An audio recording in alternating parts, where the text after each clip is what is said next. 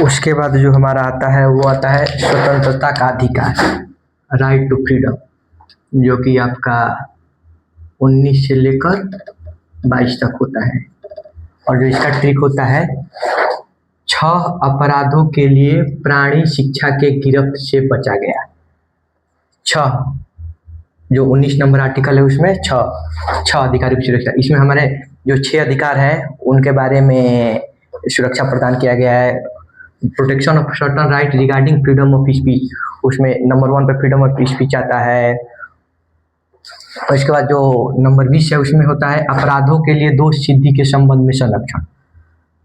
Protection in respect of conviction for offence, मतलब कुछ अपराध हो जिस पे अगर हम लोग अगर भी दोषी साबित नहीं हुए तो उसके बारे में कैसे कैसे क्या काम करके हम लोग उससे बच सकते हैं, चाहे अपना मतलब वहाँ पे काम कर सकते हैं, उसके बारे में सारा अपराधों का पूरा डिटेल जो हमारा है वो 20 नंबर में दिया गया है।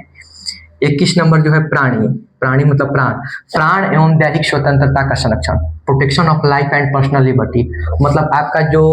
अधिकार होता है कि आपको जीवन जीने का अधिकार, आप कैसे जी सकते हैं, आपको रहने खाने पीने का सुविधा, ये सब कौन उपलब्ध कराएगा, कैसे कराएगा, ये सारी जितने भी चीज़ें आपको सांस लेने तक की आज़ादी का जो सब कुछ भी है वो आपके 21 नंबर आर्टिकल में दिया गया है। उसमें बहुत सारा डिटेल में बताया गया है कि आप क्या कर सकते हैं क्या नहीं कर सकते हैं। उसके बाद जो 21A है वो शिक्षा,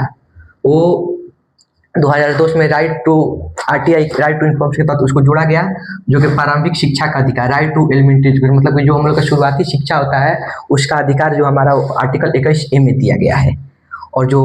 22 नंबर आर्टिकल है गिरफ्त, कुछ दशाओं में गिरफ्तारी से संरक्षण, protection against arrest and detention in certain cases, मतलब डायरेक्टली आपको कोई अरेस्ट नहीं कर सकता है, वो सब सारी संबंधित कि आपको कब गिरफ्तार करना है, कैसे गिरफ्तार किया जाता है, क्या क्या होता है, आप कैसे बच सकते हो, वो सब सारी जानकारी आपको आर्टिकल 22 में दिया गया है। उस गिरफ्तारी के संबंधित सारे भी जानकारी जो होता है वो 22 नंबर में दिया गया है, आर्टिकल 22। और ये हमारा स्वतंत्रता का अधिकार का 6 अपराधों के लिए प्राणी शिक्षा के गिरफ्त से बच गया। अगर यह आप याद रखते हैं तो फिर आपको हमेशा यह याद रहेगा।